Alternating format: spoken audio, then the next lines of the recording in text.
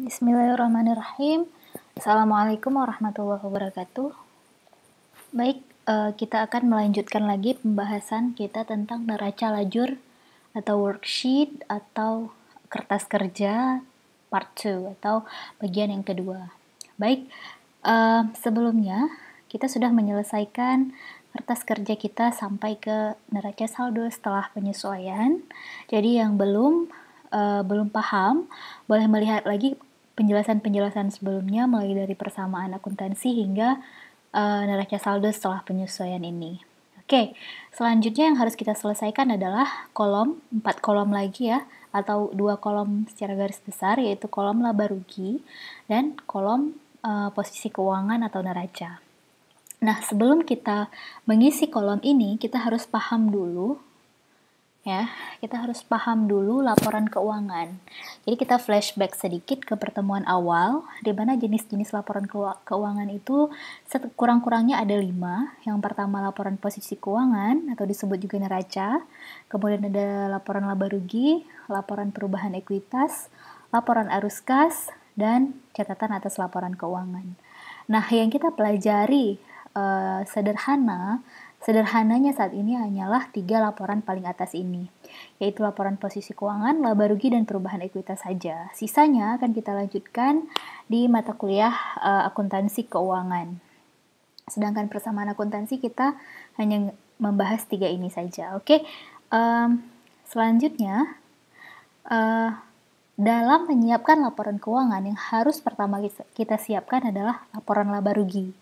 Nah, laba rugi ini komponennya terdiri dari pendapatan dan beban. Jadi semua pendapatan diliskan dalam laporan laba rugi, begitu juga semua beban. Nah, apa itu pendapatan? Pendapatan adalah yang diperoleh perusahaan setelah melakukan kegiatan operasional, setelah mengeluarkan beban. Contohnya misalnya seorang penjual kue, kenapa dia bisa mendapat uang dari kue itu? Kenapa dia bisa memperoleh uang dari hasil penjualan kue? Karena dia telah mengorbankan atau mengeluarkan beban-beban untuk menjadikan kue itu sebagaimana seutuhnya sehingga bisa dijual. Dia sudah mengeluarkan biaya untuk membeli bahan baku, kemudian biaya-biaya lainnya, dan juga dia menginvestasikan waktu dia untuk membuat sehingga kue itu menjadi kue yang layak jual. Nah, kebalikannya adalah beban. Apa itu beban? Beban adalah semua yang dikorbankan untuk mendapatkan pendapatan itu, gitu. Jadi, misalnya nih, salon. Nah, apa-apa aja beban salon? Ya, mulai dari beban dia harus membayar listrik, dia harus membayar air, kemudian beban penyusutan, jadi alat-alat dia nanti menyusut, kemudian juga ada beban perlengkapan, serta beban-beban lainnya yang harus dia keluarkan supaya dia bisa menjalankan usaha salon, supaya customer-nya nyaman, dan lain sebagainya. Nah, konsep dari laporan laba rugi ini adalah jika pendapatan lebih besar dari beban, maka disebut laba. Dan sebaliknya, artinya sebaliknya adalah kalau pendapatannya lebih kecil, pasti namanya rugi. Oke, sekarang kita udah tahu komponen dari laporan laba rugi. Intinya adalah semua pendapatan dan beban. Kita balik ke Excel. Oke, di sini kita lihat yang termasuk pendapatan dan beban yang mana saja ya. Di sini, oke, pendapatan ya, yang ini ya. Oke, nah karena ini pendapatan maka kita pindahkan saldo terakhir dia yang di neraca saldo setelah penyesuaian ke laba rugi. Karena ini di sebelah kredit, maka juga kita pindahkan ke kredit. 370. Oke. Kita lihat lagi. Ada beban perlengkapan. Ini perlengkapan ya, R-nya kurang. Oke. Beban perlengkapan dan beban gaji. Kemudian ada beban penyusutan kendaraan. Ada beban penyusutan peralatan. Oke, kita pindahkan semuanya ya. Tetap kita lihat yang di neraca saldo setelah penyesuaian. Beban perlengkapan ada 190 di debit, maka kita pindahkan juga ke debit. Kemudian di sini beban gaji juga senilai 600 di debit. Kemudian beban penyusutan kendaraan 15. Kemudian beban penyusutan peralatan 10 di debit semua ya. Setelah itu Tidak ada lagi. Nah, karena tidak ada lagi, maka tahap selanjutnya yang harus kita lakukan adalah seperti biasa menjumlahkan. Jadi kita jumlahkan debitnya berapa, kreditnya berapa. Oke, sekarang saya jumlahkan ya. Kita jumlahkan. Oke. Karena ini kreditnya cuma 1, jadi saya tulis saja nilainya. Karena pasti sama ya, 370. Nah, ini kan tidak sama nih antara debit dan kredit. Gimana nih, nggak balance? Ya nggak apa-apa, memang nggak balance ya. Berarti di sini terlihat ya bebannya. Ya, bebannya itu lebih tinggi daripada pendapatannya. Ini dia. Bebannya 815 lebih besar daripada pendapatannya 370. Jadi ketika beban lebih besar daripada pendapatan, maka dia rugi. Oke. Nah, selisih dari 815 dengan 370, jika dia rugi, kita letakkan di sebelah kredit ya. Jadi sama dengan 815 kurang 370. Oke. Sekarang kita lanjut ke posisi keuangan. Ini udah selesai ya. Jadi kalau udah selesai saya buat seperti ini. Oke. All borders. Ini kita beri warna hijau aja. Atau merah deh, karena dia rugi ya. Oke. Kemudian ini kita buat rugi. Kalau laba buat laba, kalau rugi buat rugi ya di sini. Oke, kita masuk ke posisi keuangan ya.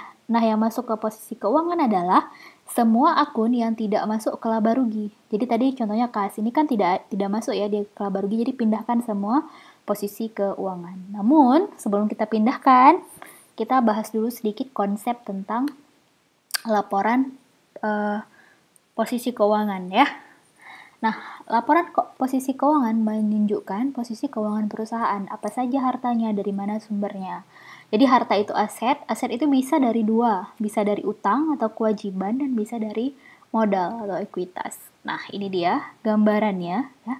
Jadi di sini kita bisa lihat aset itu terbagi lagi, ada yang namanya aset lancar, ada yang namanya investasi jangka panjang, ada aset tetap berwujud, aset tetap tidak berwujud, dan aset lain-lain. Contohnya ini kalian bisa lihat sendiri. Kemudian tugas kalian adalah jika ingin tahu lebih dalam, kalian pelajari lagi nih apa pengertian kas, piutang usaha. Mungkin sebelumnya kita sudah bahas di pertemuan sebelum kelas online ya. Jadi silahkan diingat-ingat lagi sambil dibuka lagi catatan dan buku buku pengantar akuntansinya. Kemudian begitu juga dengan kewajiban dan ekuitas. Itu ada kewajiban ya, ada kewajiban yang merupakan utang. Utang ada dua komponen, ada jangka pendek dan jangka panjang.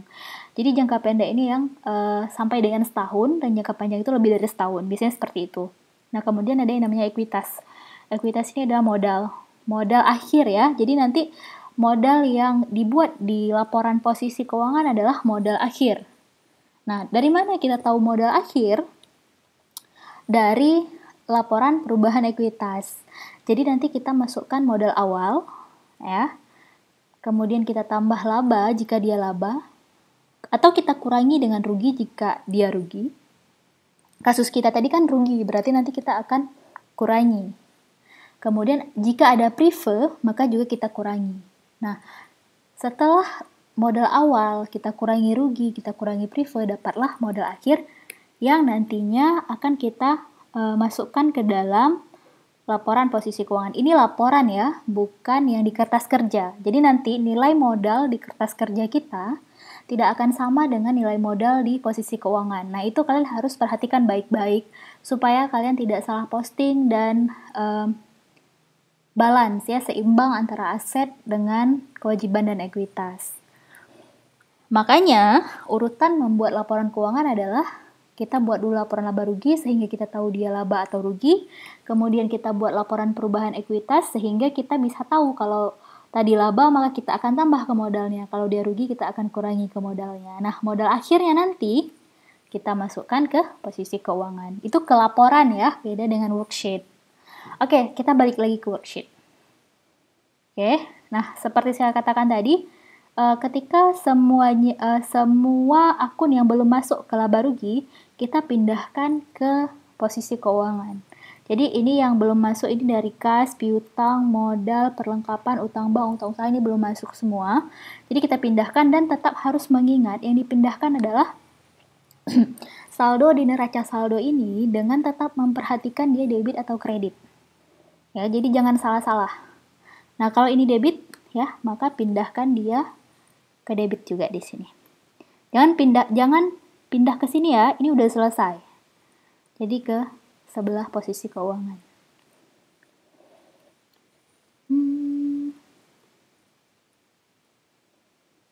Ini saya copy aja biar cepat.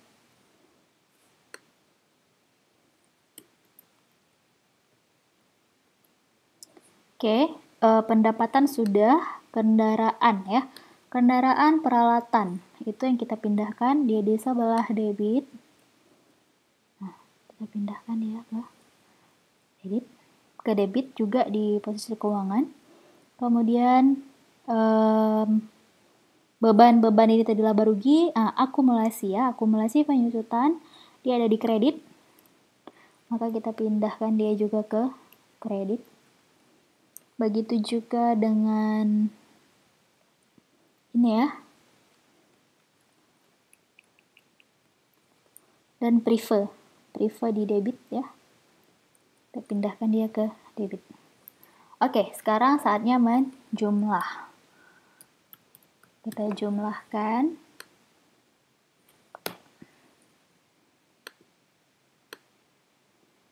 Nah, ini kan nggak sama ya. Ya nggak apa-apa, nggak sama. Memang dia nggak sama karena ini bukan laporan ya. Ini cuman kertas kerja yang akan membantu kalian membuat laporan. Nah, cuman yang harus kalian perhatikan adalah selisih total debit dan total kredit di sini harus sama dengan nilai ini. Harus sama dengan nilai 445. Jadi kita lihat sekarang sama nggak? Kurang. Oke. Nggak sama ya. 445, nggak 445. Nah, berarti ini ada yang salah. Ada yang silap. Nah, di mana silapnya? Kita lihat lagi. Oke, kita cek satu-satu ya. Kas sudah benar. Kita pindahkan dia ke posisi keuangan. Kemudian piutang 100. Kemudian modal 8.000 di kredit. Kemudian perlengkapan ya 10 di debit. Kemudian utang bank 4.000. Utang usaha 1.500. Pendapatan di laba rugi kredit, kemudian kendaraan 3.000, peralatan 3.000, kemudian beban perlengkapan ya di laba rugi, beban gaji di laba rugi sama 600 nilainya, kemudian beban penyusutan akumulasi penyusutan di kredit. Oke. Utang gaji ya. Jadi utang gaji ini belum terpindahkan. Jadi tersilap tadi ya. Pindahkan ya ke sebelah kredit juga.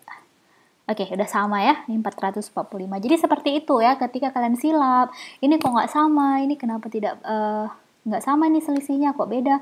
Nah, caranya adalah kalian melihat lagi satu persatu kemungkinan di mana yang tersilap postingnya gitu ya. Oke, jadi yang harus kalian perhatikan adalah selisih ini harus sama. Gak boleh beda ya. Kalau beda berarti seperti penjelasan-penjelasan sebelumnya kalian harus melihat kembali. Nah, seperti itu saja penjelasan tentang neraca lajur. Kita sudah selesai membahas neraca lajur. Oke, untuk kali ini videonya cukup sampai di sini. Semoga kalian mengerti dan bisa kembali melihat penjelasan-penjelasan sebelumnya supaya nanti ketika kita membuat laporan, ya kita akan membahas 3 laporan ini sekaligus ya, laba rugi, perubahan ekuitas, dan posisi keuangan. Nanti kalian sudah paham kenapa nilai ini dimasukkan, kenapa bukan nilai itu. Jadi sebaiknya kan ulang-ulang kembali lagi video-video sebelumnya, biar nanti ketika kita berada di pertemuan selanjutnya, ketika kita membahas laporan keuangan, maka kalian sudah mengerti. Baik, demikian saja untuk video kali ini. Semoga bermanfaat. Jika ada yang ingin ditanyakan, boleh kita diskusi di Canvas, atau bagi yang bukan mahasiswa kelas saya juga boleh bertanya dan meninggalkan komentar di kolom komentar di bawah ini. Saya tutup, terima kasih. Assalamualaikum warahmatullahi wabarakatuh.